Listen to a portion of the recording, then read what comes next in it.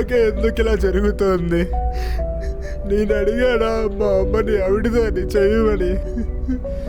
నేను అడిగానా మా నాన్నని చంపేలాగా చేయమని?